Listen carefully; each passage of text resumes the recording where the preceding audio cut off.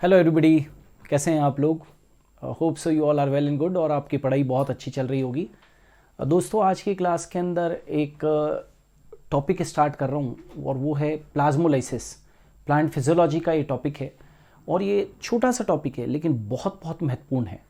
और कई लोगों को ये लगता है कि यार ये सिंपल टॉपिक होगा, लेकिन क्वेश्चन किस तरीके से आते हैं, कैसे आते हैं, पूरे वीडियो को बहुत ध्यान से देखिएगा। हम बहुत सारी नई चीज़ें आपको इस वीडियो के अंदर बताने वाले हैं। ऑलराइट, सो आपके सामने लिखा हुआ है प्लाज्मोलाइसिस यानी कि जीव द्रव्य कुंचन। अब क्वेश्चन राइज होता है कि जीव द्रव्य कुंचन है क्या चीज, है ना। तो टॉपिक क्या है अपना, जीव द्रव्य कुंचन, प्लाज्मोलाइसिस।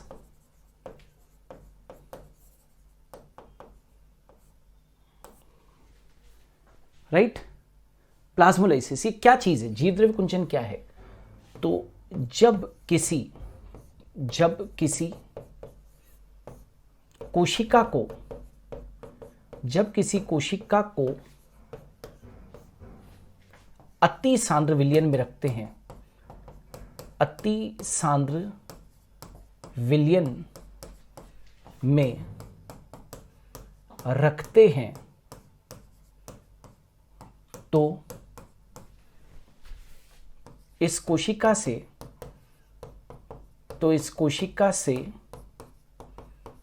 जल विसरित होकर बाहर आ जाता है। जल विसरित होकर कहां पर आ जाता है, बाहर आ जाता है। जब किसी कोशिका को अति सांद्र विलयन में रखते हैं तो इस कोशिका से जल विसरित होकर बाहर आ जाता है बहिर्परासरण के कारण। बहिर्परासरण ही तो हुआ है, जल बाहर आ रहा है मतलब बहिर्परासरण है। बहिर्परासरण के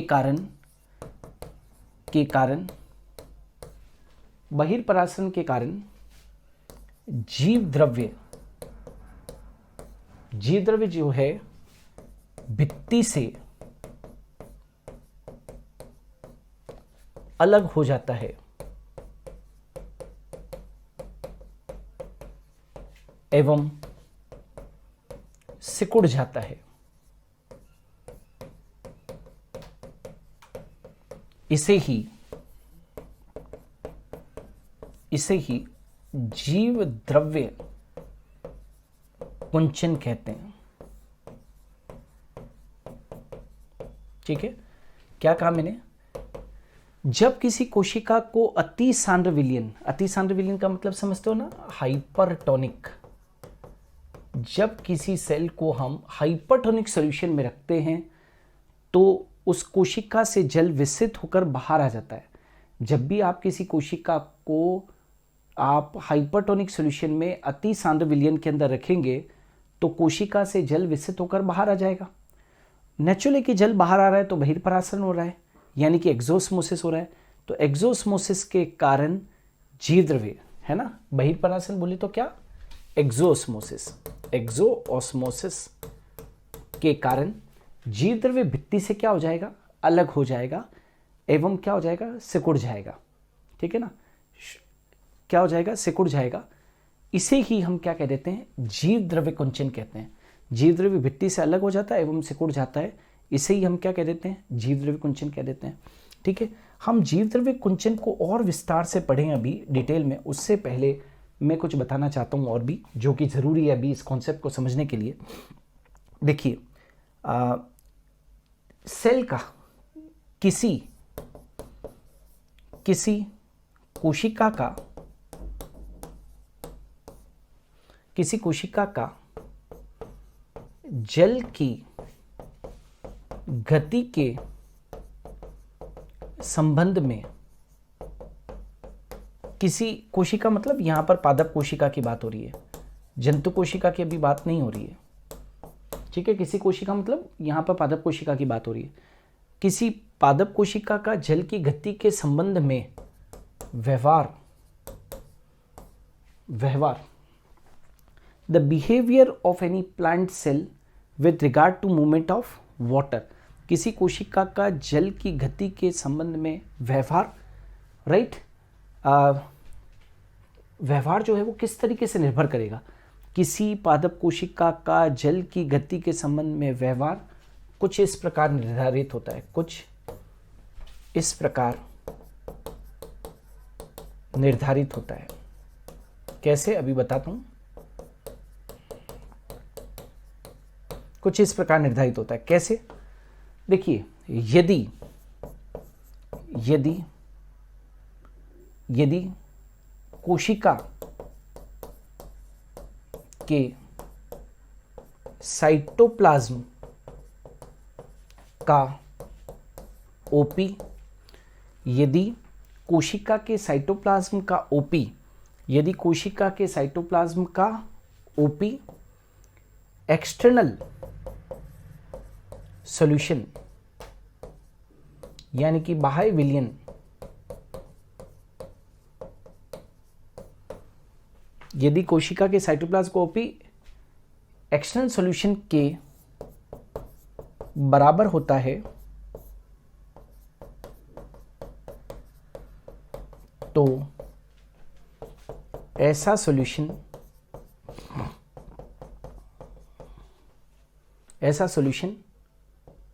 समपरासरणी विलयन कहलाता है।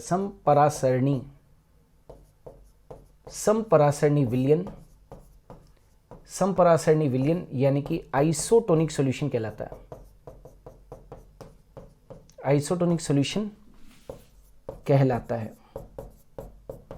क्या कहा मैंने? यदि कोशिका के साइटोप्लाज्म का ओपी एक्सटर्नल सॉल्यूशन के बराबर होता है तो ऐसा सॉल्यूशन क्या कहलाता है? समपरासरणी विलयन कहलाता है। पहली चीज क्लियर है।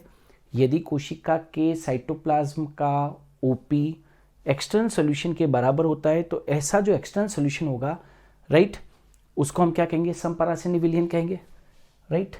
अब सेकंड पे आ जाते हैं। सेकंड चीज के ऊपर, यदि बाह्य विलयन कोशिका के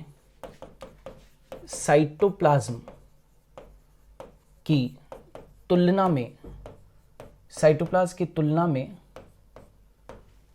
डाइल्यूट हो यानी कि तनु हो,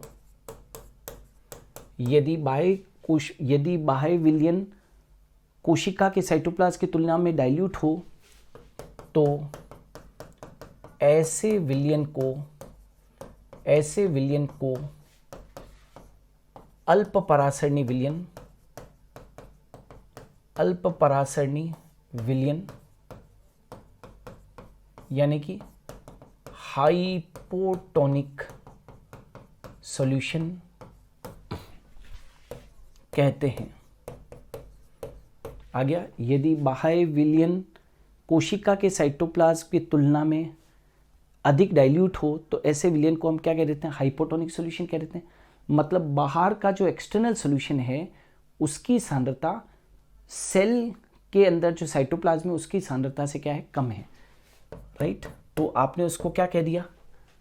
हाइपोटोनिक सॉल्यूशन कह दिया। इससे पहले वाले में आपने क्या कहा था? यदि कोशिका के साइटोप्लाज्म का ओपी एक्सटर्नल सॉल्यूशन के बराबर होता है तो ऐसा सॉल्यूशन जो होता है वो समपरासरणी विलयन कहलाता है, ठीक है। अब तीसरा लेते हैं। यदि बाह्य विलयन कोशिका के साइटोप्लाज्म की तुलना में, क्या कहा मैंने? यदि बाह्य विलयन कोशिका के साइटोप्लाज्म की तुलना में अधिक सांद्र यानी कि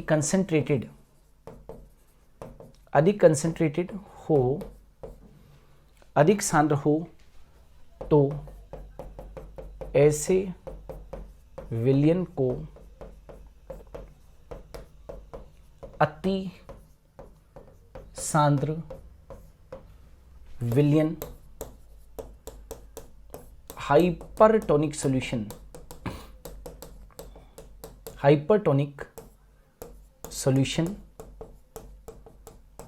कहते हैं। आ गया समझ में? तो आपको तीनों तरीके के सॉल्यूशन के बारे में मालूम पड़ गया। समपरासरणी विलयन क्या है? समपरासरणी विलयन जिसकी सांद्रता कोशिका के साइटोप्लाज्म के बिल्कुल बराबर हो, राइट।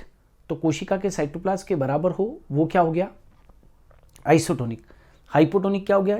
जिसकी सांद्रता कोशिका के साइटोप्लाज्म की तुलना में कम हो वो हाइपोटोनिक। और ऐसा विलयन जिसकी सांद्रता कोशिका के साइटोप्लाज्म की तुलना में क्या हो? अधिक सांद्र हो, कंसंट्रेटेड हो, तो उसको बोलते हैं हाइपरटोनिक सॉल्यूशन। अब हम कह रहे हैं कि याद रखो, जब सेल को है ना, प्लांट सेल की बात हो रही है अभी, जब सेल को किस में रखते हैं? अति सांद्र विलयन में रखते हैं। अति सांद्र विलयन में रखते हैं, राइट। तो प्रोटोप्लाज्म यानी कि जीव द्रव्य, प्रोटोप्लाज्म, जब सेल कौन सी? प्लांट सेल है, ये यहां पर क्लियर रखना, ठीक है। जब सेल को अति सांद्र विलयन में रखते हैं तो प्रोटोप्लाज्म यानी कि जीव द्रव्य भित्ति से अलग हो जाता है। जब सेल को अति सांद्र विलयन में रखते हैं तो प्रोटोप्लाज्म भित्ति से अलग हो जाता है। क्यों? क्योंकि वाटर क्या हो गया? बाहर आ गया, भित्ति से अलग हो जाता है। अर्थात हम ये भी कह सकते हैं कि सेल मेम्ब्रेन सेल वॉल से अलग होकर श्रिंक हो जाती है। श्रिंक मतलब सिकुड़ जाती है।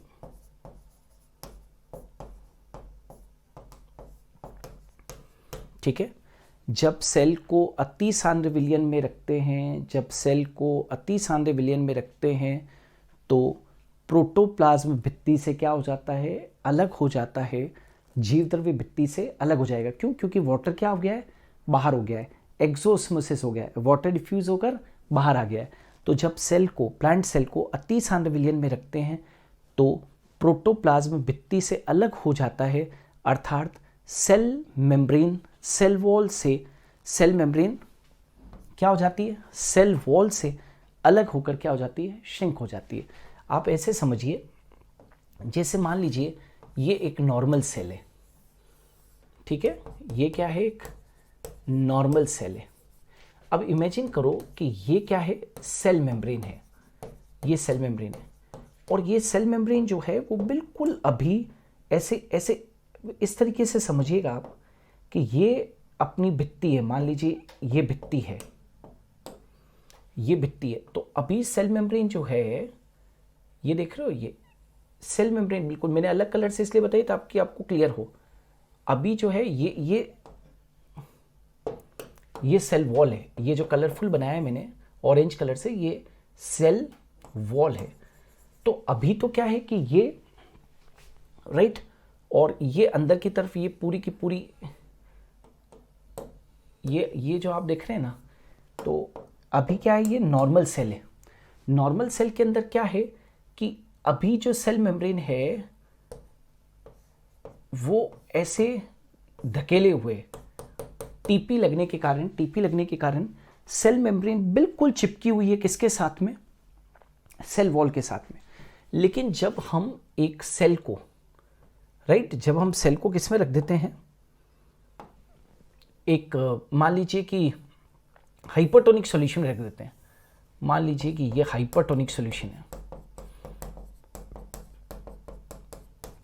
सेल को हमने किस में रख दिया? हाइपरटोनिक सॉल्यूशन के अंदर रख दिया। तो हाइपरटोनिक सॉल्यूशन में रखने पर क्या होगा? ये जो आप देख रहे हो ना, ये पूरी ये सेल की ये वाली ये सेल वॉल है, ठीक है। अब इस सेल वॉल से जो सेल मेम्ब्रेन है वो क्या हो जाएगी? अलग हो जाएगी। ये देखो, जो यहां पर चिपकी हुई थी ना टीपी के कारण, टर्गर प्रेशर के कारण, टर्गर प्रेशर बाहर की तरफ लग रहा था, राइट। तो हुआ क्या कि सेल मेम्ब्रेन जो है वो सेल वॉल से चिपकी हुई थी क्योंकि अंदर टर्गर प्रेशर था। अब हुआ क्या कि कि जैसे ही आप हाइपरटोनिक सॉल्यूशन के अंदर रखोगे तो हाइपरटोनिक सॉल्यूशन के अंदर रखते ही जल कहां पर आएगा, बाहर आएगा, जल बाहर आएगा। तो ये क्या चीज है, सेल मेम्ब्रेन। तो ये जो सेल मेम्ब्रेन है ये पूरी की पूरी क्या हो जाएगी, सिकुड़ जाएगी। तो जो प्रोटोप्लाज्म है वो सिकुड़ कर कहां पर आ गया, बाहर आ गया। तो ये पूरा के पूरा सिकुड़ कर बीच में आ गया। तो ये देखो, ये भित्ति से अलग हो गई। जो सेल मेम्ब्रेन है वो सिकुड़ गई है तो भित्ति से क्या हो गई, अलग हो गई। तो भित्ति रहित पादप कोशिका को, भित्ति रहित पादप कोशिका को जानते हो हम क्या कहते हैं, प्रोटोप्लास्ट कहते हैं, प्रोटोप्लास्ट कहते हैं। तो ये जो वर्ड प्रोटोप्लास्ट आता है ना, ये भी क्लियर होना चाहिए कि प्रोटोप्लास्ट क्या है। अभी तक यहां पर आप उसको प्रोटोप्लास्ट नहीं कह रहे हो, क्योंकि यहां पर ये जो नॉर्मल सेल, ये जो नॉर्मल प्लांट सेल है जिसको कि अभी तक हमने हाइपरटोनिक सॉल्यूशन में नहीं रखा है, तो उसके ऊपर तो भित्ति है। लेकिन आप सोचो कि ये बीकर था, ये बीकर था, इसके अंदर हाइपरटोनिक सॉल्यूशन है। तो जब हम हाइपरटोनिक सॉल्यूशन के अंदर सेल को रख देंगे तो नेचुरली कि वाटर कहां पर आएगा, बाहर आएगा। और जब वाटर बाहर आएगा तो नेचुरली कि सेल मेम्ब्रेन जो है वो भित्ति से अलग हो जाएगी। और जब सेल मेम्ब्रेन भित्ति से अलग हो जाएगी तो भित्ति रहित पादप कोशिका को हम क्या कहेंगे, प्रोटोप्लास्ट कहेंगे। तो यहां पर आप देख रहे हो कि पानी के बाहर आ जाने से प्रोटोप्लाज्म के अंदर क्या हो रहा है, जीव द्रव्य कुंचन हो रहा है, यानी कि यहां पर सेल का क्या हो रहा है, श्रिंकेज हो रहा है। बस इसी को हम क्या कह देते हैं, प्लाज्मोलाइज्ड सेल कह देंगे। तो ये वाली जो सेल होगी, ये वाली जो सेल होगी अब क्या कहलाएगी, प्लाज्मोलाइज्ड सेल। क्या कहेंगे इसे, प्लाज्मोलाइज्ड सेल। अच्छा एक चीज याद रखना, जैसे ही कोशिका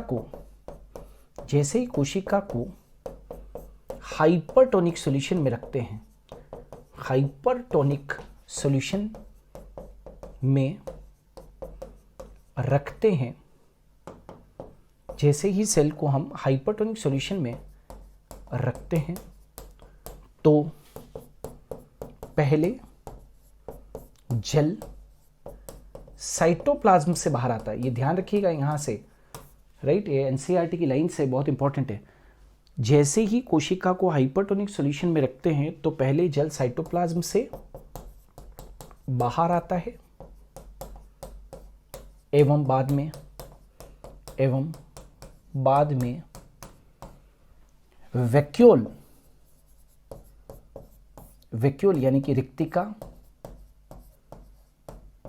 से बाहर आता है एवं रिक्तिका भी सिकुड़ जाती है, रिक्तिका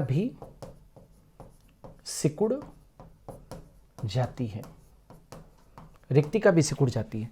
तो जैसे ही कोशिका को हाइपरटोनिक सॉल्यूशन में रखते हैं तो पहले जल साइटोप्लाज्म से बाहर आता है,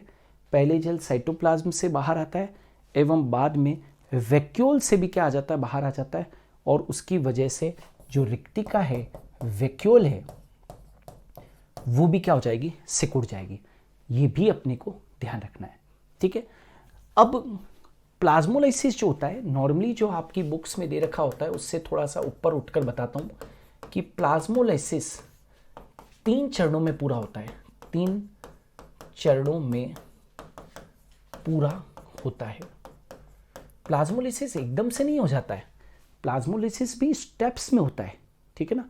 प्लाज्मोलाइसिस 3 चरणों में होता है। कौन कौन से 3 चरण, ये क्लियर कर लो, कई सारे लोगों के क्लियर नहीं होंगे। सबसे पहला है प्रतिबंधक जीव द्रव्य कुंचन। प्रतिबंधक जीव द्रव्य कुंचन, प्रतिबंधक जीव द्रव्य कुंचन का मतलब होता है, प्रतिबंधक जीव द्रव्य कुंचन इसको बोलते हैं लिमिटिंग प्लाज्मोलाइसिस। क्या मतलब है, जैसे ही कोशिका को हाइपरटोनिक सॉल्यूशन में रखते हैं, हाइपरटोनिक सॉल्यूशन में रखते हैं तो कुछ जल, ध्यान दीजिएगा, कुछ जल, केवल कुछ जल विसरित होकर बाहर आता, कुछ जल बाहर आता है। सेल का वॉल्यूम थोड़ा कम होता है। सेल का वॉल्यूम थोड़ा सा क्या होता है, कम होता है। सेल का पानी के बाहर जाने से नेचुरली कि टीपी घट जाता है, ठीक है ना। तो कुछ जल विसरित होकर बाहर आता है, सेल का वॉल्यूम थोड़ा कम होता है, सेल का टीपी घट जाता है।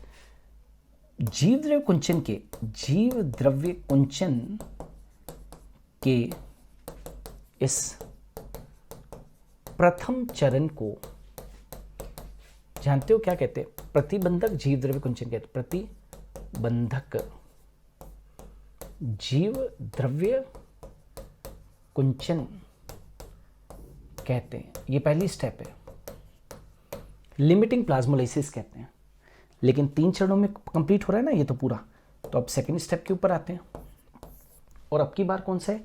That is incipient plasmolysis. Incipient plasmolysis. देखो इस वाले में, ये वाला जो पहला चरण है ना, इसमें सेल का वॉल्यूम तो कम हुआ है, लेकिन प्रोटोप्लाज्म जो है वो भित्ति से अलग नहीं हुआ है पहले चरण के अंदर। इंसिपिएंट प्लाज्मोलाइसिस, जैसे कि नेम शो कर रहा है, इंसिपिएंट का मतलब होता है प्रारंभिक जीव द्रव्य कुंचन। प्रारंभिक जीव द्रव्य कुंचन। प्रारंभिक जीव द्रव्य कुंचन। प्रारंभिक जीव द्रव्य कुंचन में क्या होता है? नाउ यह जीव द्रव्य कुंचन का, या जीव द्रव्य कुंचन का सेकंड चरण है, जिसमें जल का, क्योंकि हाइपरटोनिक सॉल्यूशन में आपने रखा ना, जल का बाहर आना जारी रहता है। क्या कहा मैंने? इस स्टेप में जल का बाहर आना जारी रहता है, एवं जीव द्रव्य भित्ति से अलग होना प्रारंभ हो जाता है। यह जीव द्रव्य का सेकंड चरण है, जिसमें जल का बाहर आना जारी रहता है एवं जीव द्रव्य भित्ति से अलग होना प्रारंभ हो जाता है, राइट। और हमें जीव द्रव्य कुंचन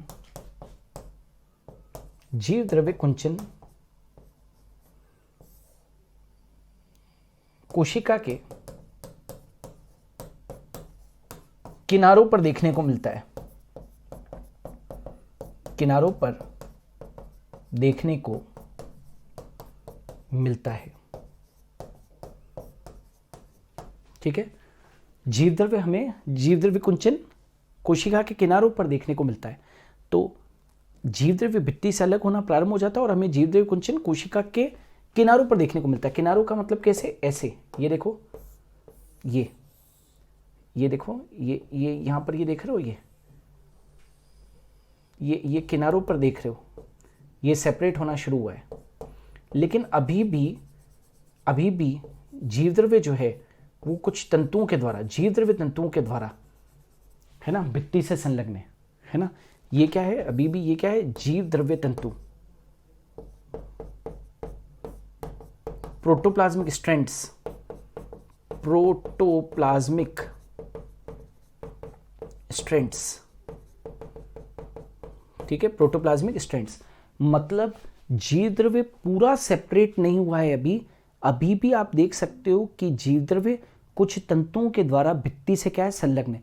पूरा सेपरेट नहीं हुआ है, पूरा सेपरेट होगा अभी थर्ड स्टेप के अंदर, राइट। और वो थर्ड स्टेप क्या है? तो एविडेंट प्लाज्मोलाइसिस। एविडेंट प्लाज्मोलाइसिस मतलब सुस्पष्ट जीव द्रव्य कुंचन। सुस्पष्ट जीव द्रव्य कुंचन, सुस्पष्ट जीव द्रव्य कुंचन, राइट। यह अंतिम चरण है। जल का बाहर आना जारी रहता है। जल का बाहर आना क्या रहता है? जारी रहता है। एवं जीव द्रव्य भित्ति से पूर्ण रूप से अलग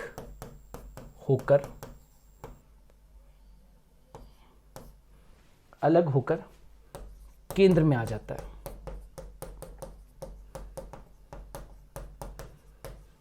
जल का बाहर आना जारी रहता है एवं जीव द्रव्य भित्ति से पूर्ण रूप से अलग होकर केंद्र में आ जाता है। क्या मतलब है?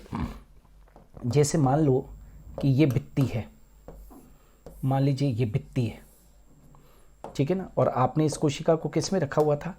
हाइपरटोनिक सॉल्यूशन में रखा हुआ था। ये हाइपरटोनिक सॉल्यूशन, बाह्य सॉल्यूशन है, ये हाइपरटोनिक सॉल्यूशन है, और ये क्या है? सेल वॉल है। तो पानी तो लगातार बाहर आ रहा है ना, पानी बाहर आ रहा है, तो पूरा के पूरा जो जीव द्रव्य है वो सिकुड़ कर कहाँ पर आ गया? बीच में। ये उसकी वैक्यूल भी सिकुड़ गई है, ये वैक्यूल है, ये भी क्या हो गई? सिकुड़ गई है, ठीक है ना, क्योंकि उससे भी पानी कहाँ पर आ गया है? बाहर आ गया है, ठीक है। तो ये पहले जो पूरी की पूरी है सिकुड़ गई, और ये सेल मेम्ब्रेन है उसकी। आप देख सकते हो कि पूरा के पूरा जीव द्रव्य सिकुड़ कर बिल्कुल सेपरेट हो गया है, वॉल से बिल्कुल क्या हो गया है? सेपरेट हो गया है, ठीक है ना, केंद्र में आ जाता है। और अब एक चीज़ खास जो समझने की है वो सीखो कि कोशिका भित्ति व झिल्ली, कोशिका भित्ति व कोशिका झिल्ली के बीच हाइपरटोनिक सॉल्यूशन भर जाता है। हाइपरटोनिक सॉल्यूशन जो बीकर में था ना, वो सॉल्यूशन भर जाता है, जिससे प्रोटोप्लास्ट बोले तो वही चीज जिस पादप कोशिका से भित्ति हट गई है ना, तो उसको क्या कहते हैं? प्रोटोप्लास्ट को लंबे समय तक सुरक्षा मिलती है। अभी कई सारे ये जो ये चीज़ है उसका एक एप्लीकेशन है, आप समझिए। मैंने क्या कहा? कोशिका भित्ति और झिल्ली के बीच, ये कोशिका भित्ति से कोशिका झिल्ली सेपरेट हो गई, श्रिंक हो गई, जीव द्रव्य सिकुड़ कर कहाँ पर आ गया? बीच में आ गया। तो ये जो हाइपरटोनिक सॉल्यूशन है ना, आप ये तो जानते हो कि सेल वॉल जो होती है वो सभी चीज़ों के लिए क्या होती है? परमिएबल होती है, ठीक है, सभी चीज़ों के लिए परमिएबल होती है, चाहे वो सोल्यूट हो, सॉल्वेंट हो, कोई भी हो। तो जिस हाइपरटोनिक सॉल्यूशन भर जाएगा, तो जैसे ही जल बाहर आएगा तो सेल वॉल और सेल मेम्ब्रेन के बीच एक स्पेस है।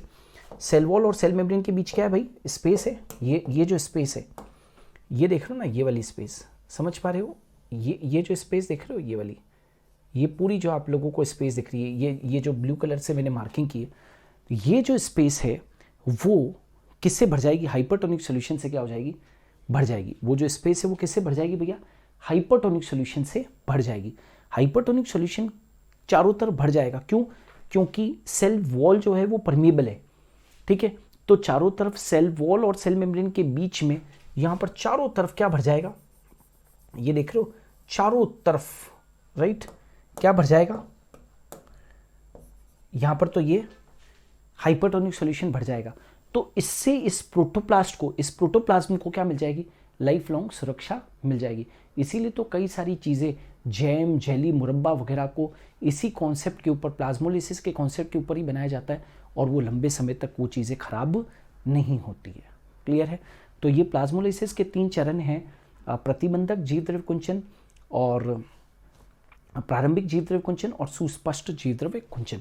अब ये आपके सामने है, ये प्लाज्मोलाइसिस की स्टेप्स बता रखी है।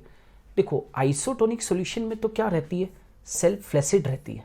फ्लैसिड का मतलब होता है श्लेत कोशिका, है ना। श्लेत कोशिका के अंदर क्या रहता है? एक इक्विलिब्रियम देखने को मिलता है। इक्विलिब्रियम, साम्य अवस्था देखने को मिलती है। साम्यावस्था देखने को मिलती है। तो यहाँ पर कोई मेजर चेंज आपको देखने को नहीं मिलेगा। जितना वाटर जा रहा है उतना वाटर क्या निकल रहा है, बाहर निकल रहा है। तो यहाँ पर तो प्लाज्मोलिसिस होगा ही नहीं। टर्जिट के अंदर क्या होता है, हाइपोटोनिक सॉल्यूशन के अंदर क्या होता है, हाइपोटोनिक मतलब अल्प परासरणी, अल्प परासरणी विलयन के अंदर जब सेल को रखते हैं तो ये कौन सा है, समपरासरणी विलयन के अंदर सेल को रखते हैं। और ये कौन सा है, अति परासरणी, अति परासरणी विलयन। तो तीन चीजें। तो प्लाज्मोलिसिस तो केवल यहां पर ही देखने को मिलेगा। यहां पर तो ये श्लेत कोशिका हो जाएगी जब, क्योंकि नेट जो मूवमेंट है वो इक्विलिब्रियम स्टेब्लिश हो जाता है, तो यहां पर कोई बहुत आपको चेंज सेल के अंदर नहीं दिखाई देगा। ठीक है, यहां पर आप देखो हाइपोटोनिक सॉल्यूशन के अंदर, हाइपोटोनिक सॉल्यूशन के अंदर जब सेल को रखते हो तो वो सेल क्या हो जाती है, स्फीत हो जाती है। क्यों, क्योंकि वाटर अंदर जा रहा है, वाटर अंदर जा रहा है। यहां पर जितना जा रहा है उतना ही क्या निकल रहा है, बाहर भी निकल रहा है। तो यहां पर ये साम्य अवस्था है।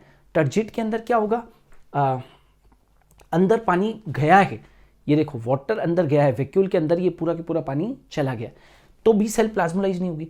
लेकिन जीव द्रव्य कुंचित कब होगी, जीव द्रव्य, एक कोशिका जीव द्रव्य कुंचित कब होगी, जब उसको हाइपरटोनिक सॉल्यूशन के अंदर रख दिया गया है।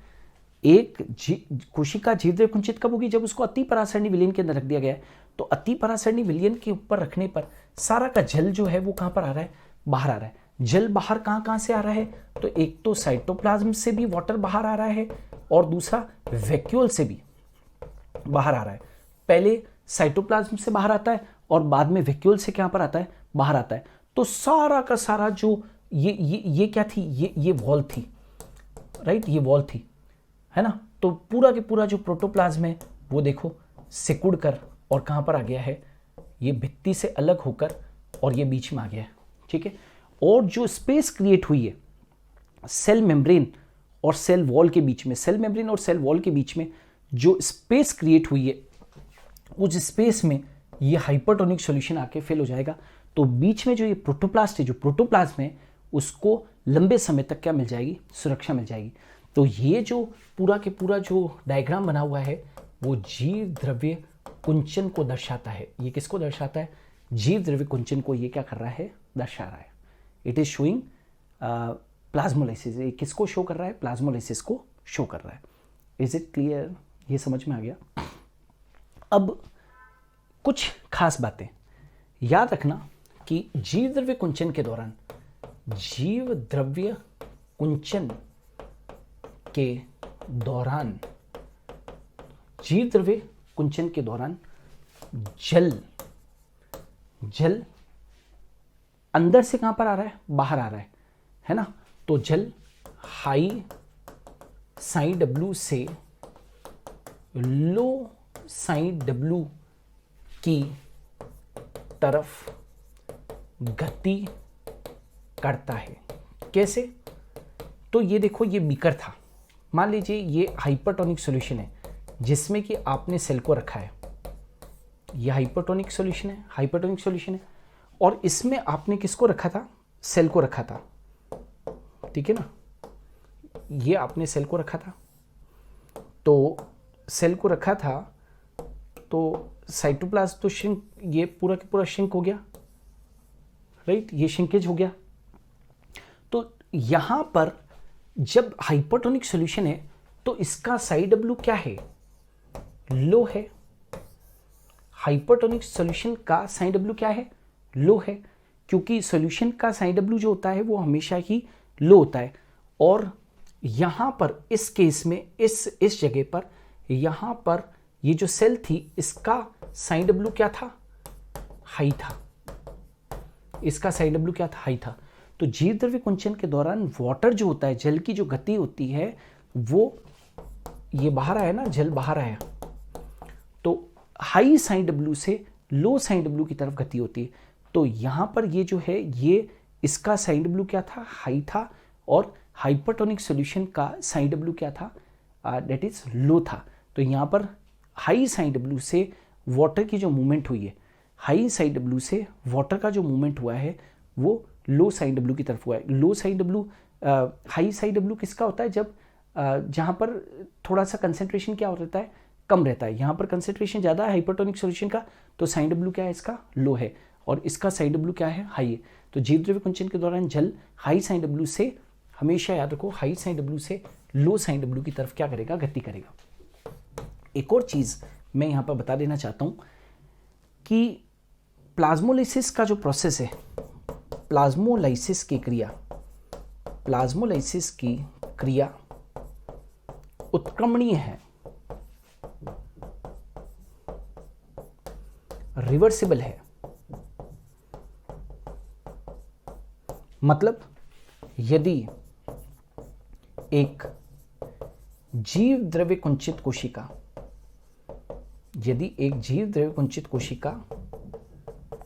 को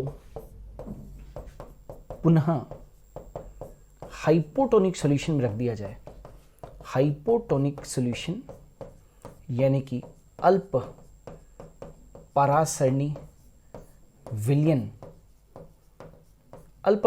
विलयन, अर्थात शुद्ध जल में रख दिया जाए तो क्या होगा, शुद्ध जल में रख दिया जाए तो पुनः वह अपनी सामान्य स्थिति में आ जाएगी, सामान्य स्थिति में आ जाएगी। इसे विजीवद्रव्य कुंचन, डीप्लाज्मोलाइसिस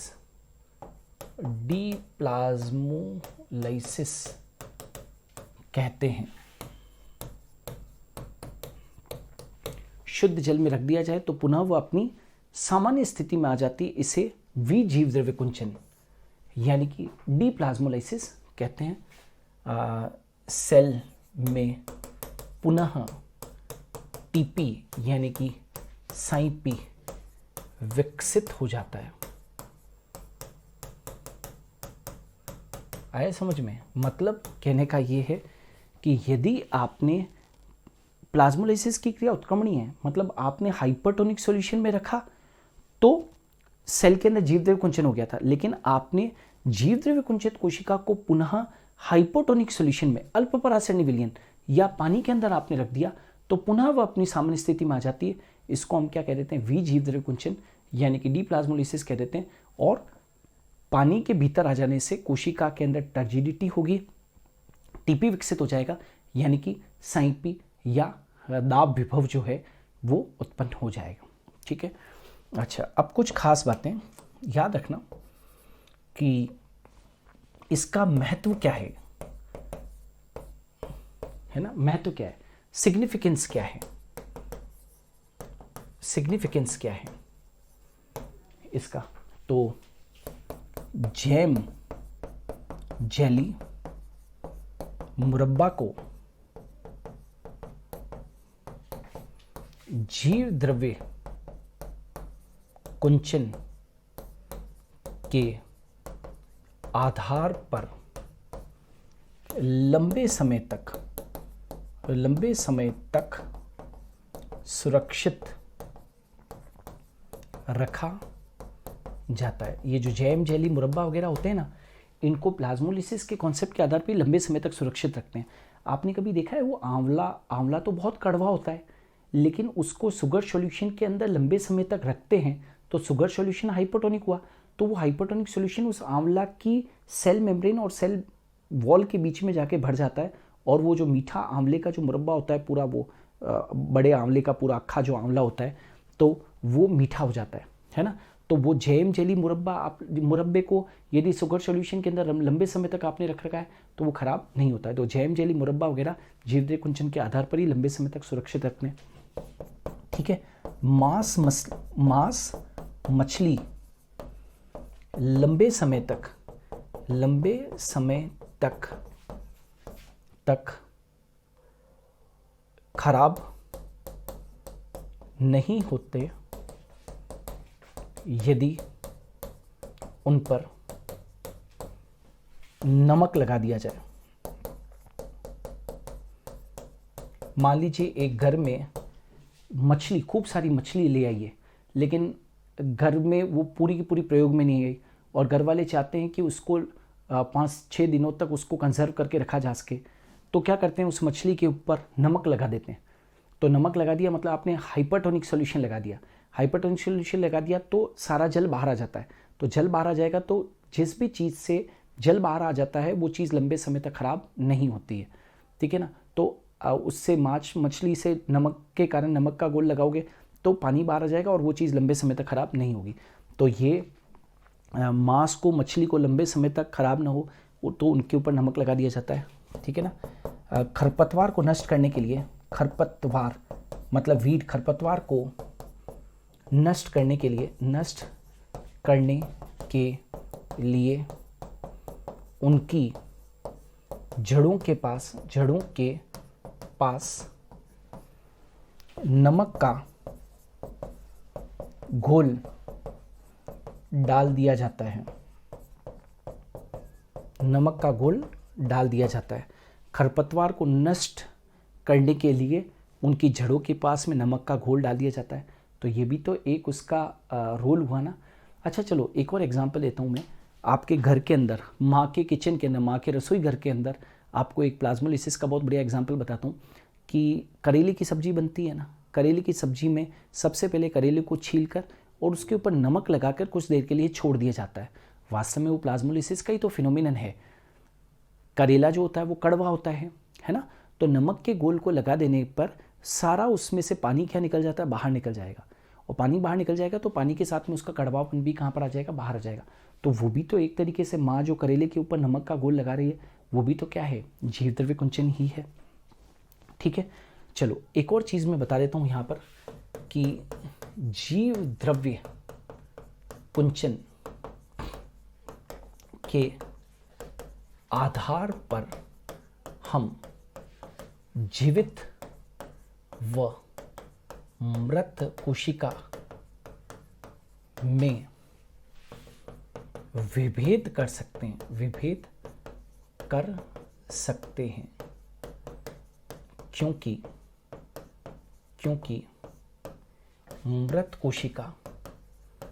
मृत कोशिका जीव द्रव्य कुंचन नहीं दर्शाती,